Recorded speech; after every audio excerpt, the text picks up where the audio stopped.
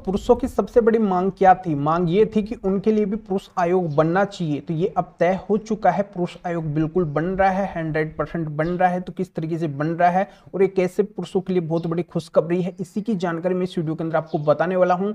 Video बहुत ही महत्वपूर्ण है हर एक पति के लिए, हर एक पुरुष के लिए, इसलिए वीडियो को बिल्कुल अंत तक देखना है, कहीं से वीडियो को स्किप नहीं करना है, क्योंकि महत्वपूर्ण जानकारी आपको जानना बहुत ही जरूरी है। और इस चैनल को अभी तक सब्सक्राइब नहीं करे हैं तो पहले इसको सब्सक्राइब भी कर दीजिए और साथ में बेल आइकन को भी दबा दीजिए। तो चलिए शुरू करते हैं।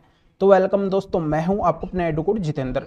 तो दोस्तों, जैसा कि आप सभी को अच्छे से पता है कि देश के तीसरी बार प्रधानमंत्री मोदी जी बन चुके हैं, यानी कि देश के अंदर अब नई सरकार आ चुकी है। ऐसे में ये पुरुषों की सबसे बड़ी डिमांड थी कि उनके साथ में जो भी अन्याय हो रहा है तो अन्याय अब नहीं होना चाहिए, हर जगह पे उनकी सुनवाई होनी चाहिए, चाहे मामला पुलिस के अंदर चले या फिर कोर्ट के अंदर चले। जैसा कि उनके साथ में पहले हो रहा था, अगर पत्नी के द्वारा कहीं पे भी केस डाला जा रहा था तो हर मामले के अंदर पत्नी की सुनवाई हुआ करती थी, चाहे पत्नी झूठा मामला डाले या फिर सच्चा मामला डाले, पुरुषों की एक भी नहीं सुनी जाती थी, पुरुषों को पनिशमेंट मिल जाती थी बिना वजह। उन झूठे केसों के अंदर उनको भी स्ट्रगल करना पड़ जाता था, उनके लिए कोई भी विशेष कानून नहीं था। यानी कि आपको ये पता है कि महिलाओं के लिए, यानी कि पत्नियों के लिए आईपीसी 498 सेक्शन बना हुआ है, 125 सीआरपीसी सेक्शन बना हुआ है, डीयू एक्ट का सेक्शन बना हुआ है, एचएमए सेक्शन 24 का सेक्शन बना हुआ है। यानी कि ऐसे कई सारे कानून है, विशेष अधिकार पत्नियों यानी कि महिलाओं को दिए गए हैं, और पुरुषों को ऐसे कोई भी अधिकार नहीं दिए गए हैं कि वो अपनी मांग कहाँ पे उठा सके, वो न्याय कहाँ से ले सके, ऐसा उनके पास में कोई भी ऑप्शन नहीं है। तो ऐसे में पुरुष बहुत ज्यादा घुट घुट के जी रहे हैं, यानी कि अपने ऊपर जो भी उनके ऊपर जुल्म हो रहा है,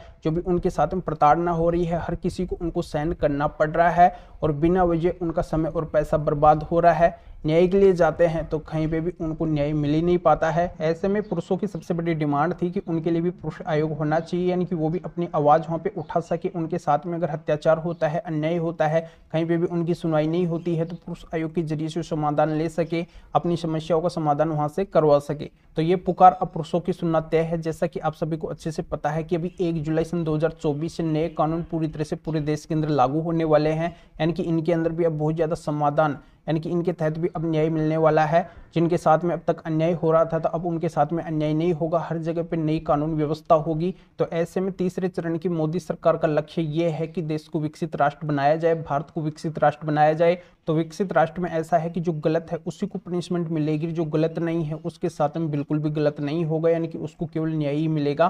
तो ऐसा अब भारत के अंदर भी होने वाला है। तो अब तीसरी चरण की मोदी सरकार इसी पैटर्न के ऊपर काम करने वाली है। तो आपकी ये जो सबसे बड़ी डिमांड है कि आपके लिए पुरुष आयोग बनना चाहिए, पुरुषों के लिए भी पुरुष आयोग होना चाहिए, उनको भी न्याय मिलना चाहिए, तो बिल्कुल ये अब संभव होना पूरी तरह से तय है।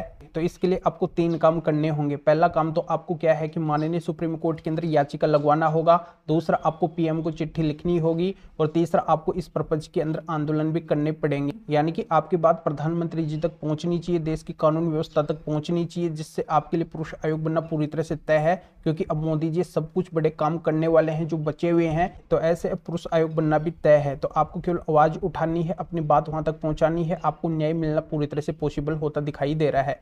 तो दोस्तों, इस मैटर में या फिर और किसी भी मैटर में अगर आपकी किसी भी तरीके की कोई भी कानूनी समस्या है तो स्क्रीन के ऊपर मेरे व्हाट्सअप नंबर शो हो रहे हैं, इस व्हाट्सअप नंबर के ऊपर व्हाट्सअप मैसेज करके अपॉइंटमेंट बुक करवा के डायरेक्टली मेरे से कॉल के ऊपर बात कर सकते हैं। अपनी किसी भी तरीके की कोई भी कानूनी समस्या है तो उसका समाधान मेरे से जान सकते हैं। तो भाई आपको इस वीडियो को लाइक करना है और शेयर भी करना है, जो और लोगों तक भी ये जानकारी पहुंच सके। तो वीडियो देखने के लिए आप सभी का बहुत बहुत धन्यवाद।